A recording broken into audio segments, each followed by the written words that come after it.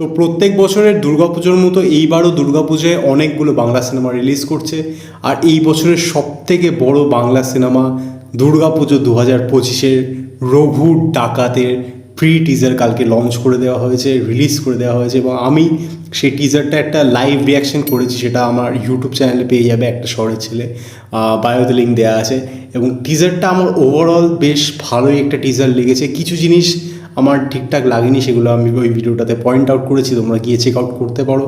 And তোমাদের রঘু ডাকাত নিয়ে কী এক্সপেকটেশনস আছে আমাকে অবশ্যই কমেন্টসে জানাও, এবং তোমাদের কী মনে হয় খাদানের পরে কি রঘু ডাকাত একটা অন্য বেঞ্চমার্ক বাংলা সিনেমা ইন্ডাস্ট্রিতে সেট করতে পারবে, এবং will it be able to push the boundaries of Bangla cinema? দেখা যাক কী হয়। দেব এন্টারটেনমেন্ট ভেঞ্চার্স এবং এসভিএফ বাংলার দুজন বড় বিগ প্লেয়ার্স আর মানে coming together with the film. So let's hope for the best. দেখা যাক কী হয় সিনেমাটাকে নিয়ে।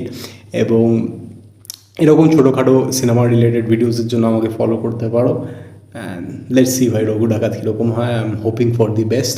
অ্যান্ড তোমাদের এক্সপেকটেশন জানাও আমাকে কমেন্টে।